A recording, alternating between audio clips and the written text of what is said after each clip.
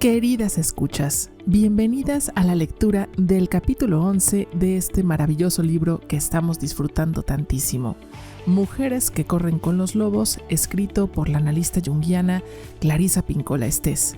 En este capítulo, Clarissa va a ser muy breve, muy orgánica, juguetona, pero no por eso menos profunda y atinada que en otros capítulos. Ella va a invitarnos a unir dos elementos fundamentales de la vida, uno que tiene que ver con la sensualidad y otro que tiene que ver con el humor. No quiero revelarles el secreto para que ustedes lo disfruten. Como es un capítulo breve, me he dado permiso de incluir un relato propio que escribí hace algunos años y que me parece que tiene mucho que ver con lo que nos comparte Clarissa. También notarán que en esta ocasión he acompañado la lectura de una música diferente que, para mi gusto, va a tono con el tema. A ver qué les parece a ustedes y deseo que la disfruten. Así que sin más, las dejo con Mujeres que corren con los lobos y la señora Clarissa Pinkola. Bienvenidas.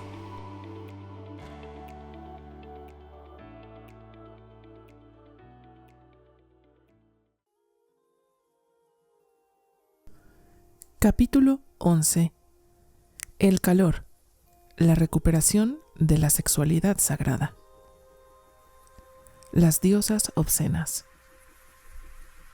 Hay un ser que habita en el subsuelo salvaje de la naturaleza femenina. Esta criatura es nuestra naturaleza sensorial y, como cualquier criatura integral, tiene sus propios ciclos naturales y nutritivos. Este ser es inquisitivo, amante de la relación. A veces rebosa energía y otras permanece en estado de reposo.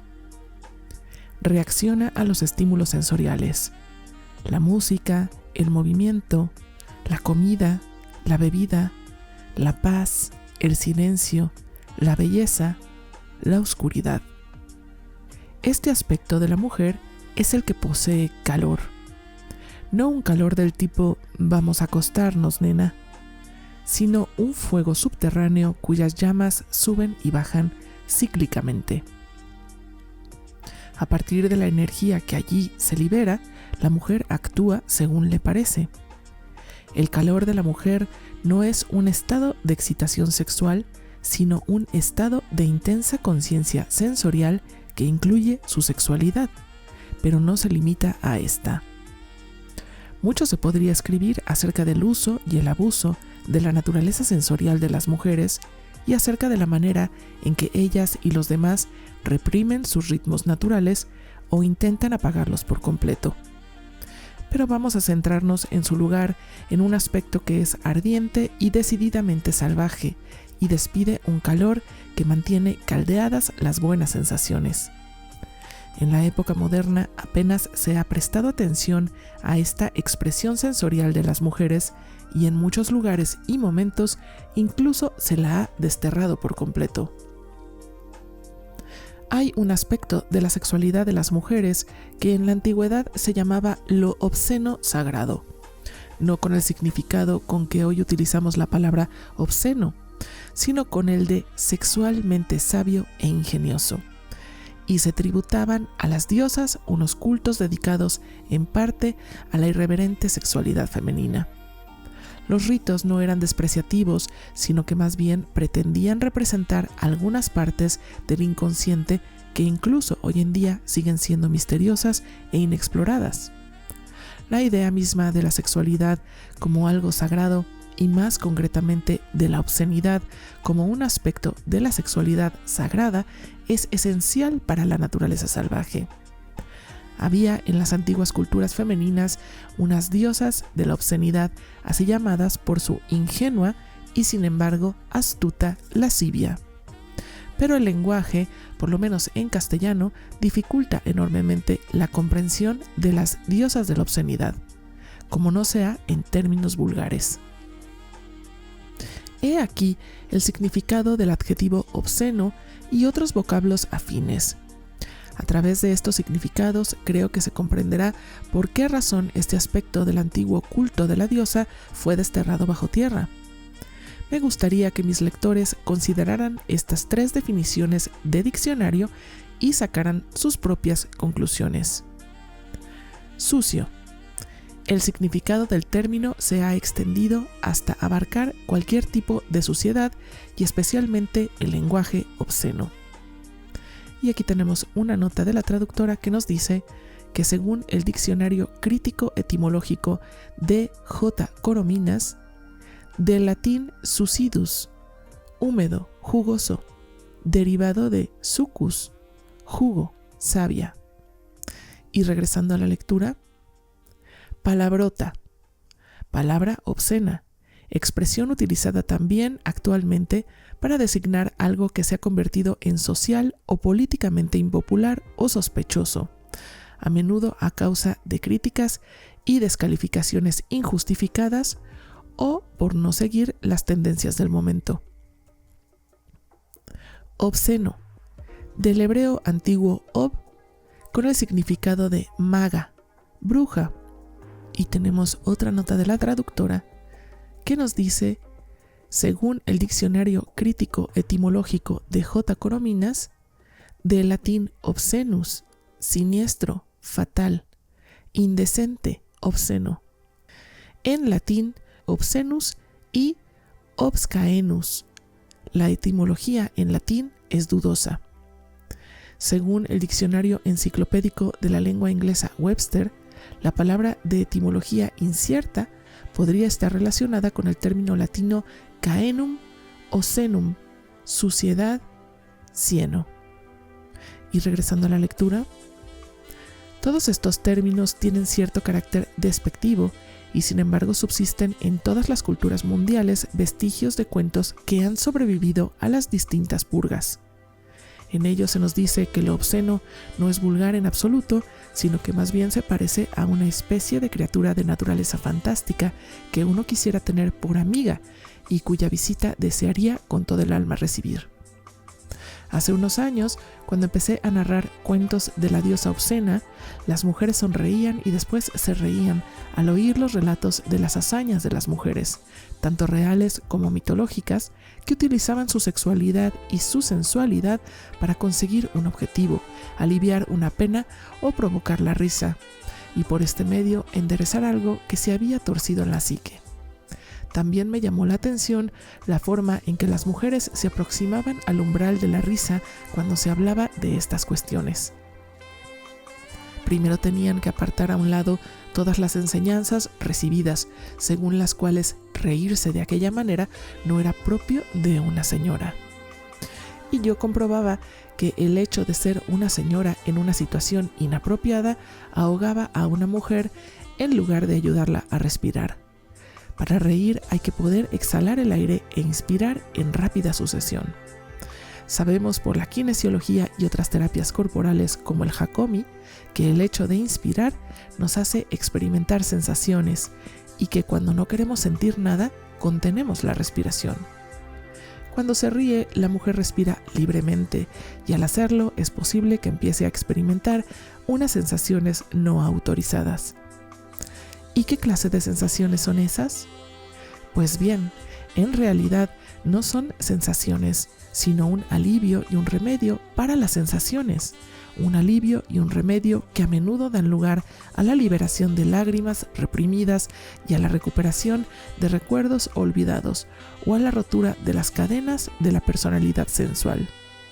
Comprendí que la importancia de estas antiguas diosas de la obscenidad quedaba demostrada por su capacidad de soltar lo que estaba demasiado tenso, borrar la tristeza, provocar en el cuerpo una especie de humor que no pertenece al intelecto sino al cuerpo y mantener expeditos estos canales.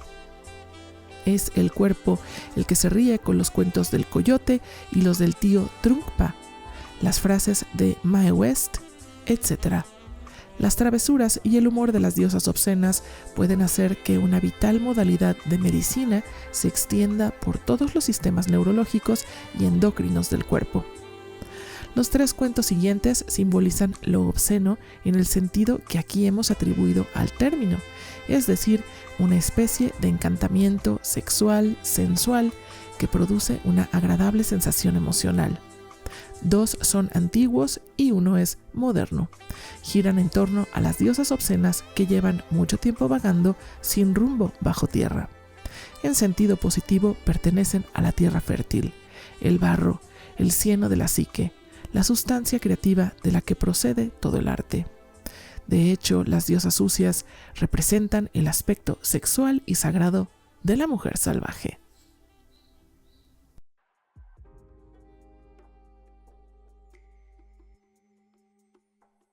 Baubo, la diosa del vientre. Hay un dicho muy expresivo: ella habla por la entrepierna. Hay cuentos de la entrepierna en todo el mundo. Uno de ellos es el cuento de Baubo, una diosa de la antigua Grecia, la llamada diosa de la obscenidad. Se le atribuyen también otros nombres, como por ejemplo Jambé, y parece ser que los griegos la tomaron prestada de otras culturas más antiguas. Desde tiempos inmemoriales existen arquetípicas diosas salvajes de la sexualidad sagrada y de la naturaleza de la vida, muerte, vida. Solo existe una famosa referencia a Baubo en los escritos de la antigüedad, lo cual parece indicar que su culto fue destruido y quedó enterrado bajo la estampida provocada por las distintas conquistas. Tengo la corazonada de que en algún lugar, quizá bajo las boscosas colinas y los lagos de Europa y de Oriente Próximo, hay templos dedicados a ella, incluso con objetos e iconos óseos. Por consiguiente, no es de extrañar que muy pocas personas hayan oído hablar de Baubo. Pero no olvidemos que un retazo de arquetipo puede contener la imagen del todo. Y el retazo lo tenemos, pues conservamos un cuento protagonizado por Baubo. Es una de las más seductoras y pícaras divinidades del Olimpo. Esta es mi versión de Cantadora, basada en el antiguo y salvaje vestigio de Baubo que sigue brillando en los mitos postmatriarcales griegos y en los himnos homéricos. Deméter, la madre tierra, tenía una hermosa hija llamada Perséfone, que un día estaba jugando en un prado. De pronto, Perséfone tropezó con una preciosa flor y alargó las puntas de los dedos para acariciar su bella corola. Súbitamente el suelo empezó a estremecerse y un gigantesco zigzag rasgó la tierra. De las profundidades de la tierra surgió Hades, el dios de ultratumba. Era alto y poderoso y permanecía de pie en un carro negro tirado por 4 caballos de color espectral. Hades agarró a Perséfone y la atrajo a su carro en medio de un revuelo de velos y sandalias. Después, los caballos se precipitaron de nuevo al interior de la tierra. Los gritos de Perséfone sonaban cada vez más débiles a medida que se iba cerrando la brecha de la tierra como si nada hubiera ocurrido. Los gritos y el llanto de la doncella resonaron por todas las piedras de las montañas y subieron borbotando en un acuático lamento desde el fondo del mar. Deméter oyó gritar a las piedras. Oyó los gritos del agua. Después de un pavoroso silencio, cubrió toda la tierra mientras se aspiraba en el aire el perfume de las flores aplastadas. Arrancándose la diadema que adornaba su inmortal cabello y desplegando los oscuros velos que le cubrían los hombros, Deméter voló sobre la tierra como un ave gigantesca, buscando y llamando a su hija. Aquella noche, una vieja bruja les comentó a sus hermanas junto a la entrada de su cueva que aquel día había oído 3 gritos. Uno era el de una voz juvenil lanzando alaridos de terror, otro una quejumbrosa llamada, y el tercero el llanto de una madre. No hubo manera de encontrar a Perséfone y así inició Deméter la búsqueda de su amada hija a lo largo de varios meses. Deméter estaba furiosa, lloraba, gritaba, preguntaba. Buscaba en todos los parajes de la tierra, por arriba, por abajo y por dentro. Suplicaba compasión y pedía la muerte, pero por mucho que se esforzara, no conseguía encontrar a su hija del alma. Así pues, ella, la que lo hacía crecer todo eternamente, maldijo todas las tierras fértiles del mundo, gritando en su dolor: «¡Morid! ¡Morid! ¡Morid!». A causa de la maldición de Deméter, ningún niño pudo nacer. No creció trigo para amasar el pan. No hubieron flores para las fiestas, ni ramas para los muertos. Todo estaba marchito y consumido en la tierra reseca y los secos pechos.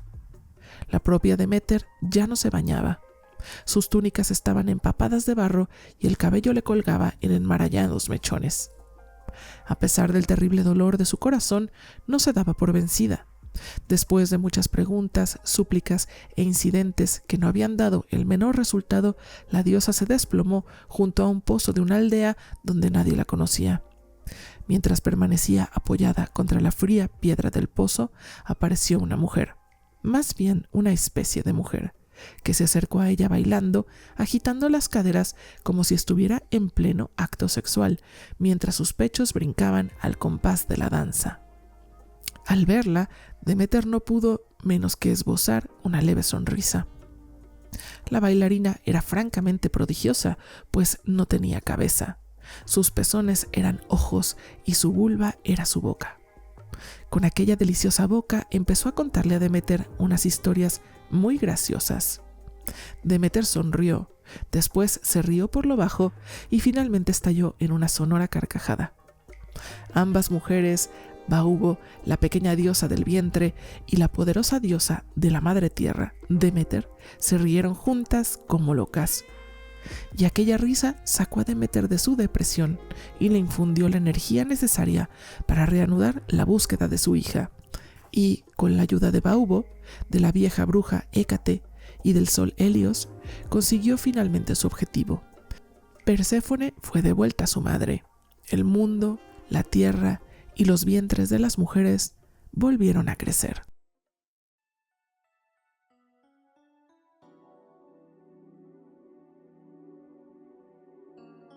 La pequeña Baubo siempre me ha gustado 1000 veces más que cualquier otra diosa de la mitología griega, quizá más que ninguna otra figura. Procede sin duda de las diosas del vientre neolíticas, unas misteriosas figuras sin cabeza y a veces sin brazos ni piernas. Nos quedamos cortos diciendo que son figuras de la fertilidad, pues está claro que son mucho más que eso.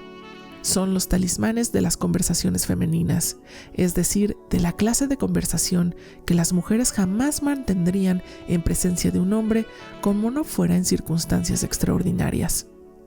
Estas figurillas representan unas sensibilidades y unas expresiones únicas en todo el mundo.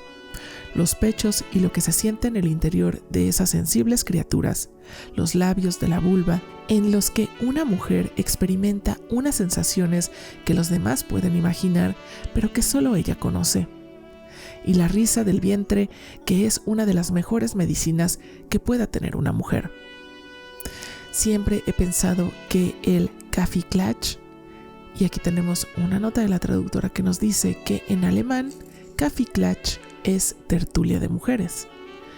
Y regresando a la lectura, era un vestigio del antiguo ritual femenino de estar juntas, un ritual que, como el antiguo, se centra en conversaciones del vientre y en el que las mujeres hablan desde sus entrañas, dicen la verdad, se ríen como locas, se sienten más reconfortadas y cuando vuelven a casa todo marcha mejor.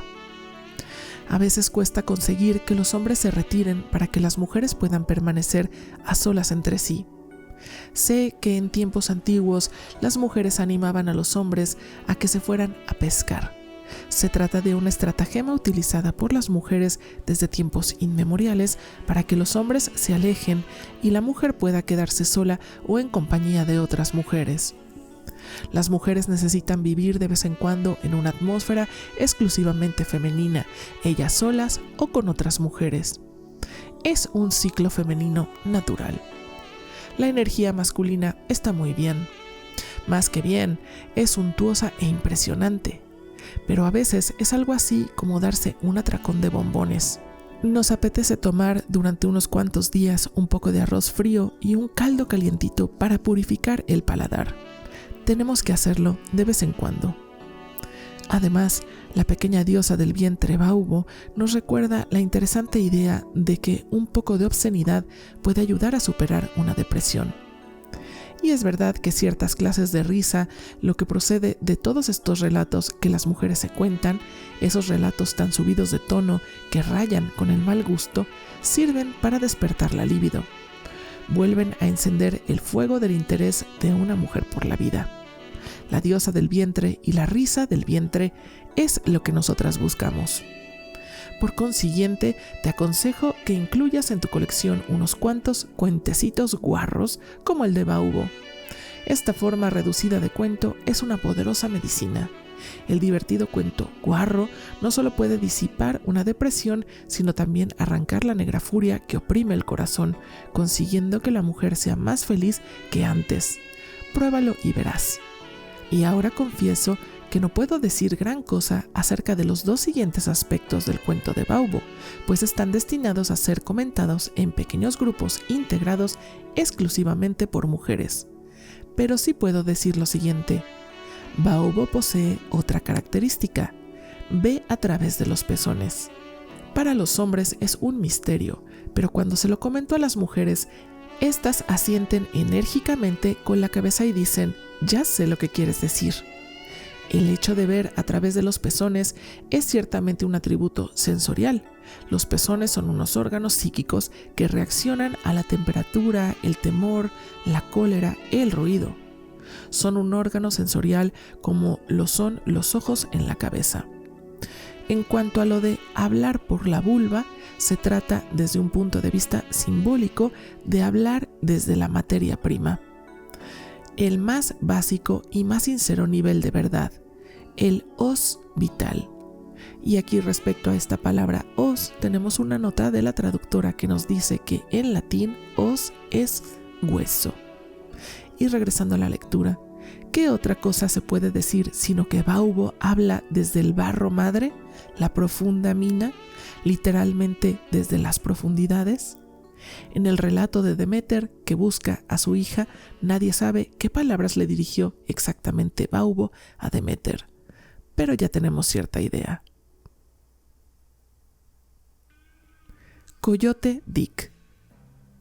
Creo que las cosas que Baubo le contó a Deméter eran chistes femeninos acerca de esos transmisores y receptores que tienen unas formas tan bonitas, los órganos genitales. En caso de que así fuera, me imagino que Baubo le debió de contar a Deméter un cuento como el siguiente que yo le oí relatar hace años al viejo encargado de un aparcamiento de caravanas en la ciudad de Nogales. Se llamaba Old Red y afirmaba tener sangre nativa. No llevaba puesta la dentadura postiza y hacía varios días que no se afeitaba. Su anciana y bella esposa, Willow Dean, poseía un rostro hermoso pero ajado. Me dijo que una vez le habían roto la nariz en una riña de bar. Eran propietarios de 3 Cadillacs, pero ninguno de ellos funcionaba. Tenían un perro chihuahua que ella mantenía en la cocina en el interior de un parque infantil. Él era uno de esos hombres que no se quitan el sombrero ni siquiera cuando se sientan en la taza del excusado. Yo estaba buscando cuentos y había entrado en el recinto con mi pequeña caravana Napaní. Bueno, pues, ¿conocen ustedes algún cuento de esta región?, les pregunté, refiriéndome a la zona y sus alrededores. Old Red miró pícaramente a su mujer con una sonrisa en los labios y la provocó diciendo en tono burlón: «Le voy a contar el cuento de Coyote Dick». «Red, no le cuentes ese cuento. Red, ni se te ocurra». «Pues se lo pienso contar», aseguró Old Red. Willow Dean se sostuvo la cabeza entre las manos y habló mirando a la mesa. «No le cuentes ese cuento, Red. Hablo en serio». «Pues yo se lo voy a contar ahora mismo, Willow Dean». Willow Dean se sentó de lado en la silla y se cubrió los ojos con las manos como si acabara de quedarse ciega. Eso es lo que Old Red me contó. Dijo que se lo había contado un navajo, que se lo había oído contar a un mexicano, que se lo había oído contar a un hopi. Había una vez un tal Coyote Dick, la criatura más lista y al mismo tiempo más tonta que cupiera imaginar. Siempre estaba hambriento de algo y siempre andaba gastando bromas a la gente para conseguir lo que quería. El resto del tiempo se lo pasaba durmiendo. Bueno, pues, un día mientras Coyote Dick estaba durmiendo, su miembro se hartó y decidió abandonarlo para pegarse él solo una juerga. Se despegó de Coyote Dick y echó a correr camino abajo. En realidad, brincaba camino abajo, pues solo tenía una pierna. Brincó y se lo estaba pasando tan bien que se apartó del camino y se adentró en un bosque donde, ¡oh no!, fue a saltar directamente a un ortigal. ¡Ay!, gritó. ¡Oh, cómo me pica!, chilló. ¡Socorro, socorro!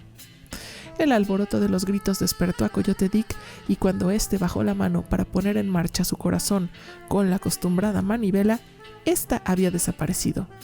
Coyote Dick bajó corriendo por el camino sosteniéndose la entrepierna con las manos y llegó finalmente al lugar donde se encontraba su pene en la situación más apurada que imaginarse pueda.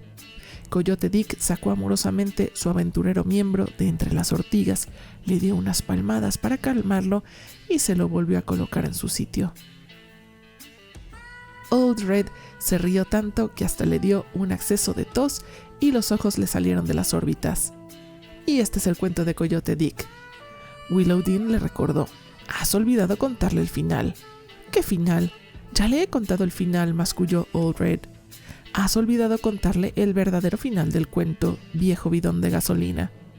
«Pues ya que lo recuerdas tan bien, cuéntaselo tú». Sonó el timbre de la puerta y el viejo se levantó de su desvencijada silla. Willow Dean me miró directamente a la cara con los ojos brillando como luceros. El final del cuento es la moraleja. En aquel momento, Baubo se apoderó de Willow Dean, pues éste empezó a reírse por lo bajo.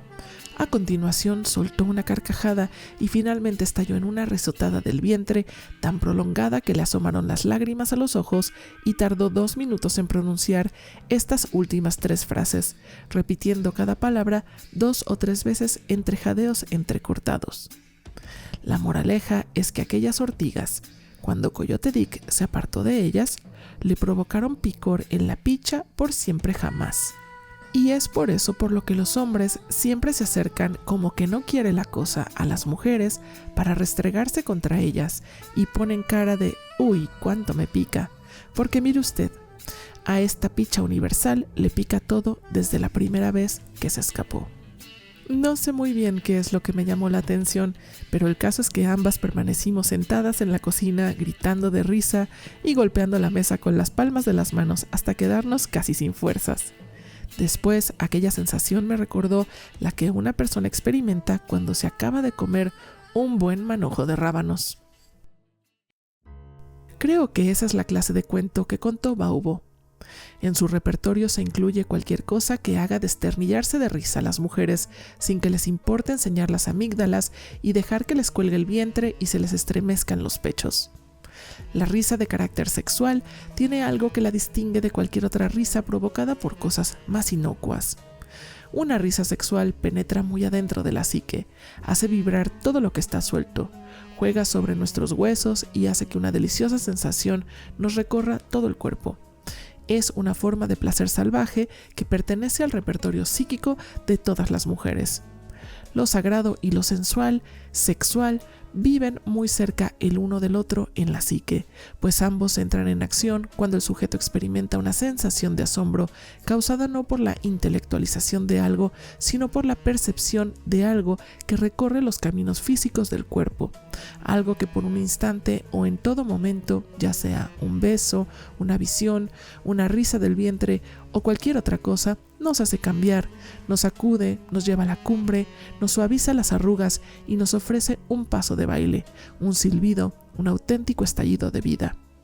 En lo sagrado, lo obsceno y lo sexual siempre hay una risa salvaje esperando, un breve paso de silenciosa risa o de desagradable risa de bruja o un jadeo que es una carcajada o una risa salvaje y animal o un gorjeo que es como un recorrido por la escala musical. La risa es la cara oculta de la sexualidad de las mujeres. Tiene carácter físico, es elemental, apasionada, revitalizadora y por consiguiente excitante.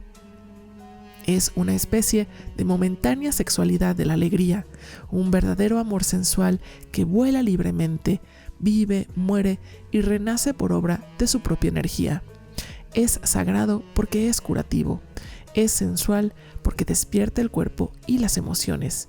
Es sexual porque resulta excitante y provoca oleadas de placer. No es unidimensional, pues la risa es algo que una persona comparte consigo misma y con muchas otras personas. es la sexualidad más salvaje de la mujer. Vamos a echar otro vistazo a los cuentos femeninos y a las diosas obscenas. He aquí un cuento que yo descubrí de niña. Es asombroso la de cosas que pueden oír los niños sin que los mayores se enteren.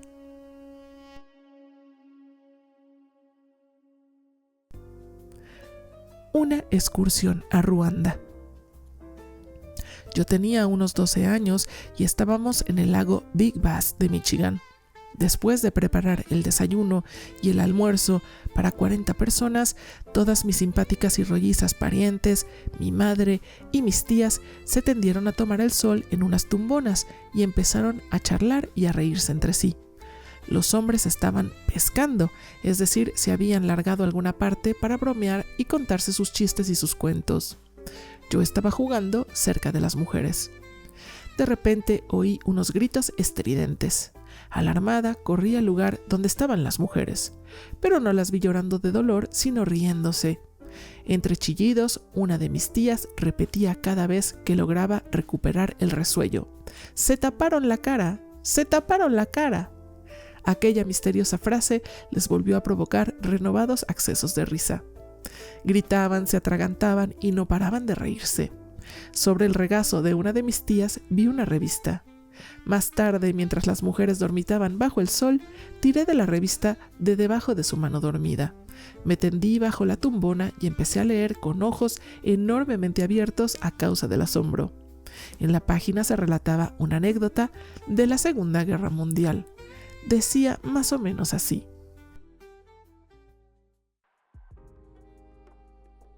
el general Eisenhower tenía que efectuar una visita a sus tropas de Ruanda.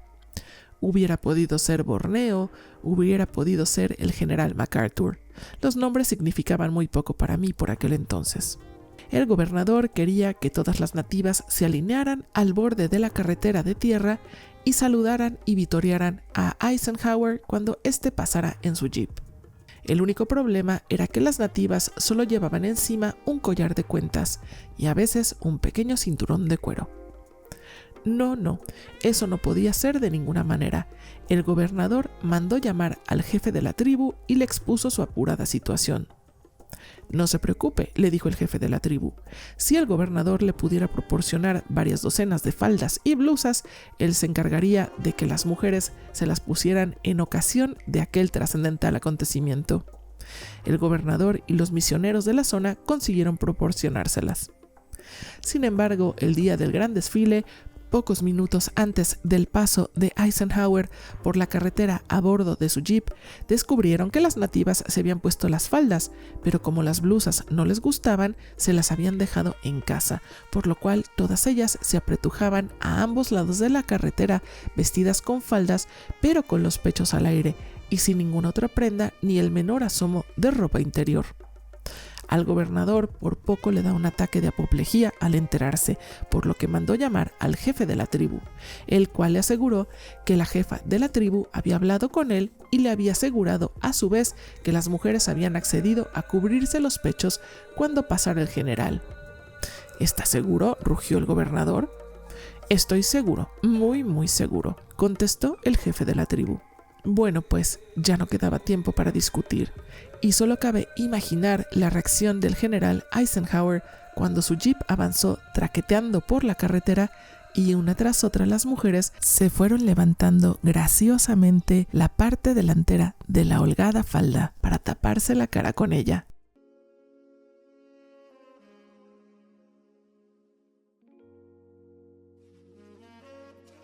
Tendida bajo la tumbona, reprimí la risa. Era el cuento más tonto que jamás en mi vida hubiera oído. Era un cuento maravilloso, un cuento emocionante, pero intuitivamente comprendí que también era algo prohibido, por lo que me lo guardé para mí sola durante muchos años. Y a veces, en momentos de tensión o dificultad, antes de prestarme a los exámenes universitarios, pensaba en las mujeres de Ruanda que se habían cubierto la cara con las faldas, y sin duda se debían de haber partido de risa detrás de ellas. Y entonces me reía y me sentía centrada, fuerte y rebosante de sentido práctico. Este es sin duda otro de los beneficios de las bromas y de las risas compartidas entre mujeres. Todo se convierte en una medicina para los tiempos difíciles, en un tónico para más tarde. Es una diversión buena, limpia y guarra. ¿Cabe imaginar lo sexual y lo irreverente como algo sagrado? Sí, sobre todo cuando son medicinales y favorecen la integridad y la reparación del corazón. Jung observó que cuando alguien acudía a su consulta quejándose de algún trastorno sexual, la mayoría de las veces el trastorno era un problema del espíritu y del alma. Y cuando alguien le hablaba de un problema espiritual, el verdadero problema solía ser de carácter sexual.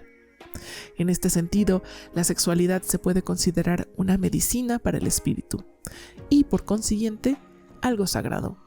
Cuando la risa sexual es un remedio, se convierte en una risa sagrada, y cualquier cosa que provoque una risa curativa también es sagrada. Cuando la risa ayuda sin causar daño, cuando una risa ilumina, realinea, reordena y reafirma el poder y la fuerza, es una risa saludable.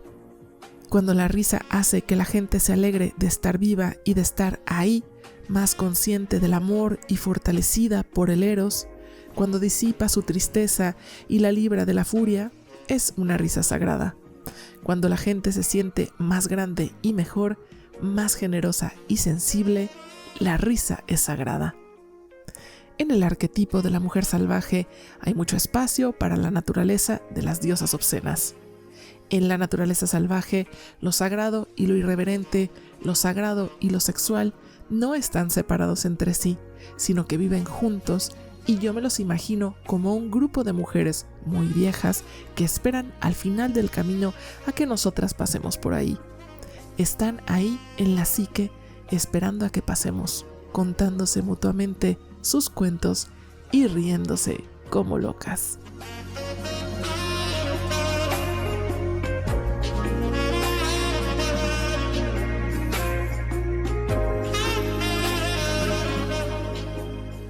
Queridas mujeres, hasta aquí el capítulo 11 de Mujeres que corren con los lobos. Clarisa ha sido muy sucinta, abordó el tema de una manera muy orgánica y me parece que ha sido muy juguetona. Ella ha resaltado la importancia de traer la diversión a la sexualidad. Me parece una comunión gloriosa. Si está impregnada de risa, nuestra sensualidad, nuestra sexualidad adquiere un tono mucho más expansivo, divertido y nutritivo. Y como lo prometido es deuda, las invito a quedarse si desean escuchar un corto relato que escribí hace algunos años acerca justamente de lo cómico erótico. Espero que les guste. Hasta pronto.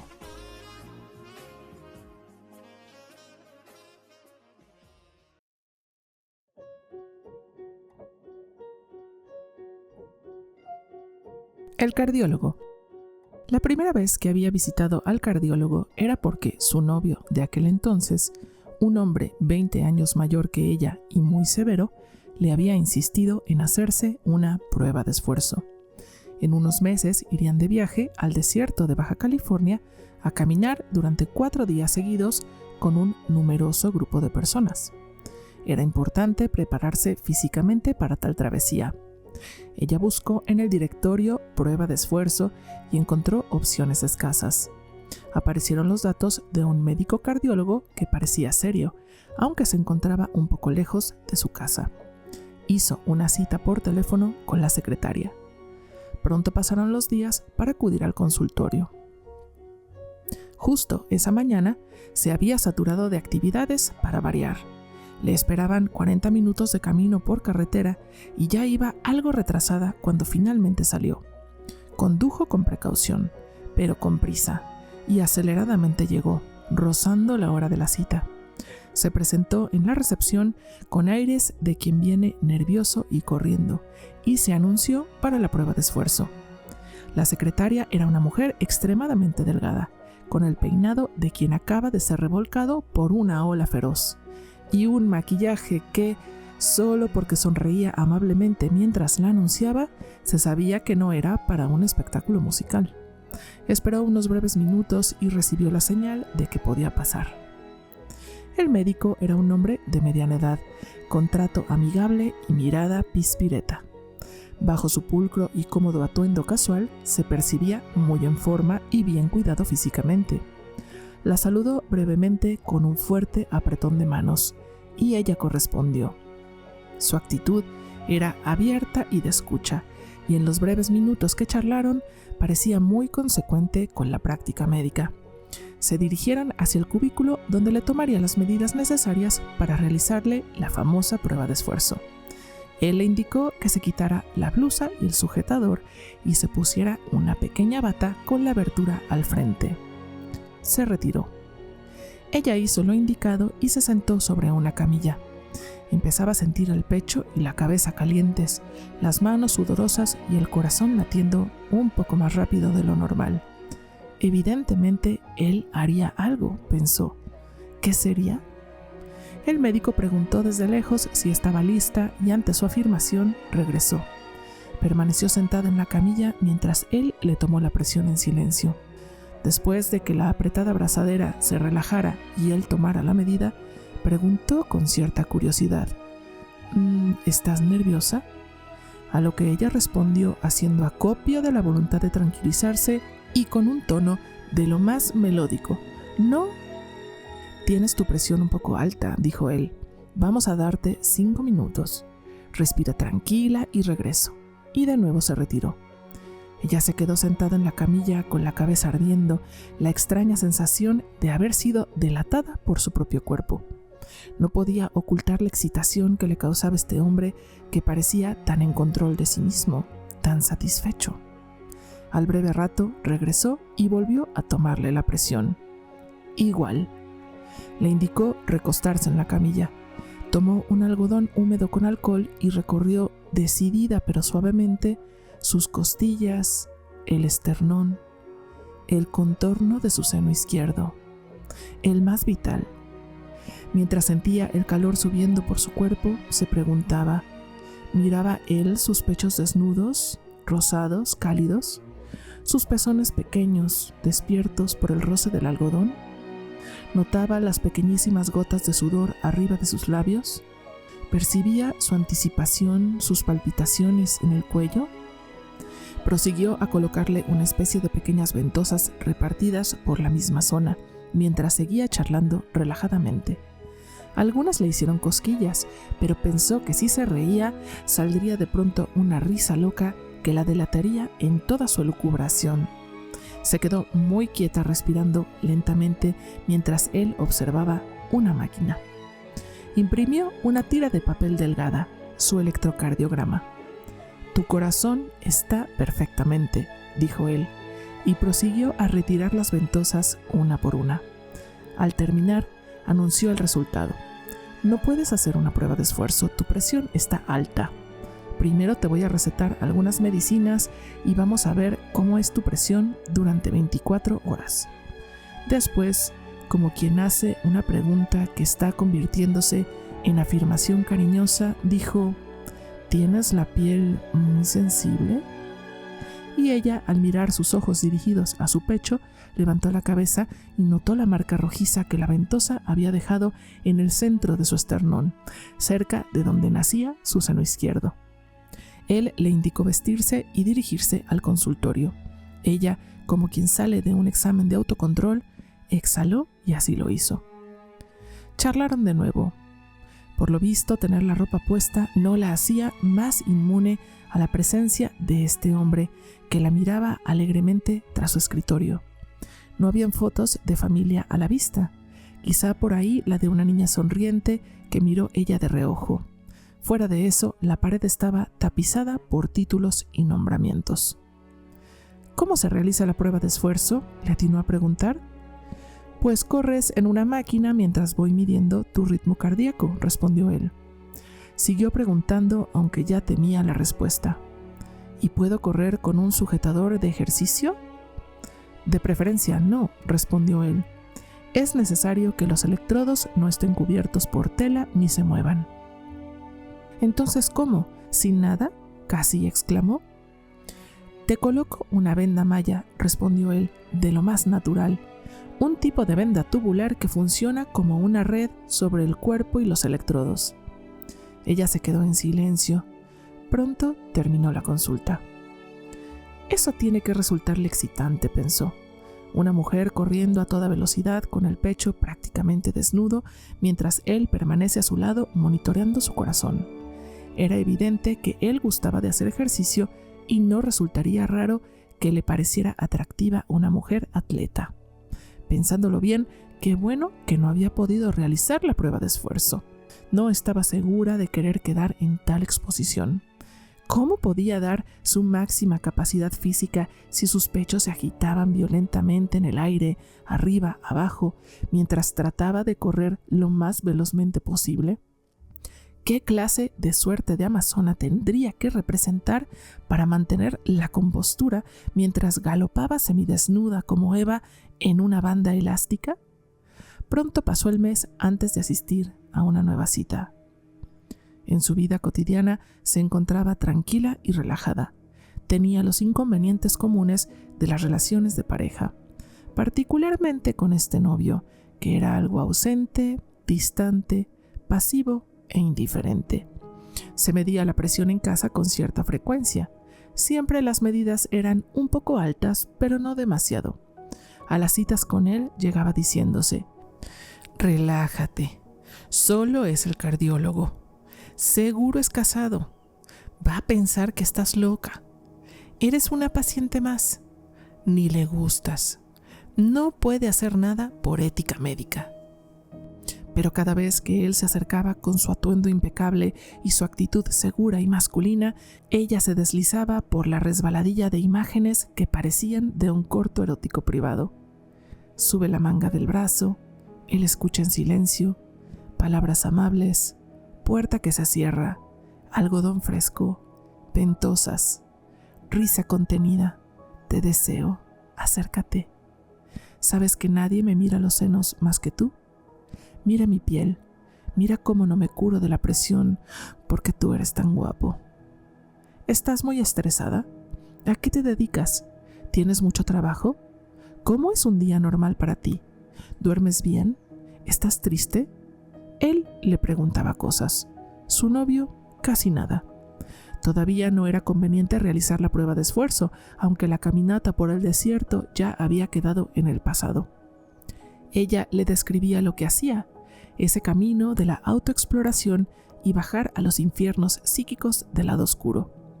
La liberación de las emociones, el darse cuenta. Él se mostraba muy interesado y la escuchaba. Parecía comprender que dichas actividades de indagación personal eran otro tipo de prueba de esfuerzo y requerían valor.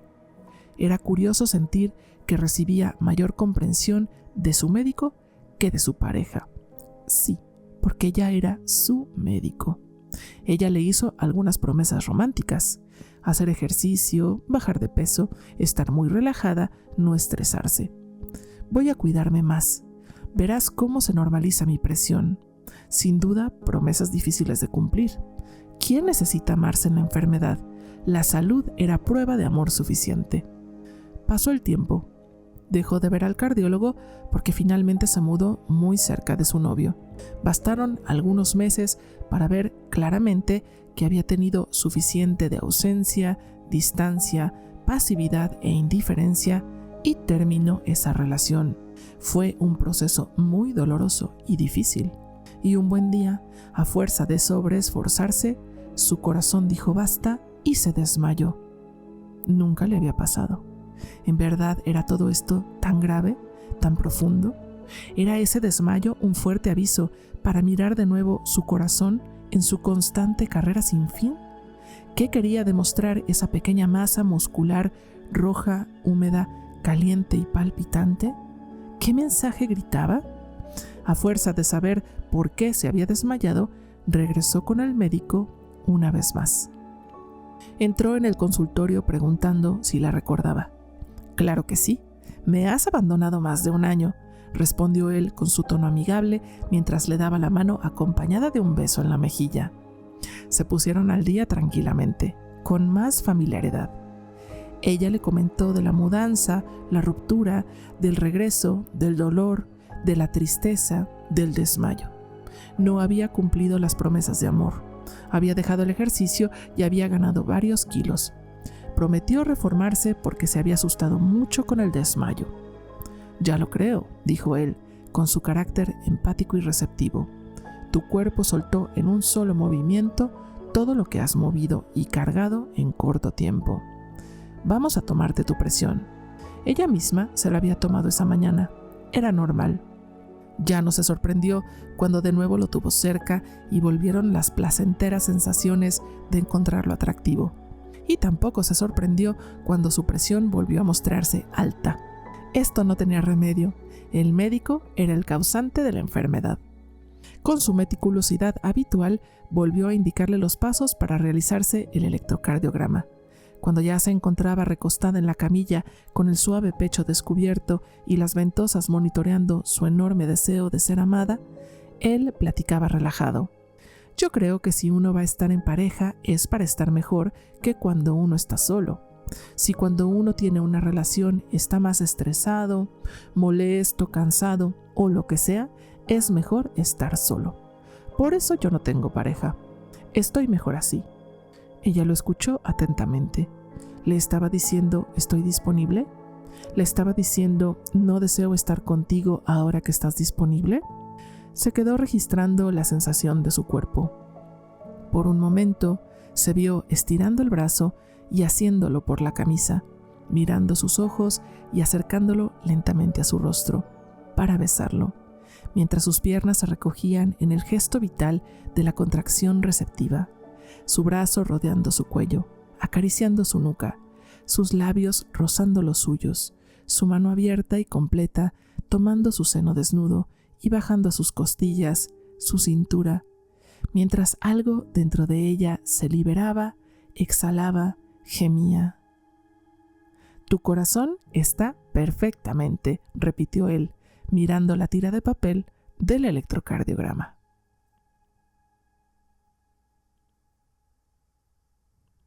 Queridas amigas, hasta aquí el relato que escribí. Gracias por escucharlo. Nos vemos en el próximo capítulo de Mujeres que corren con los lobos. Hasta pronto.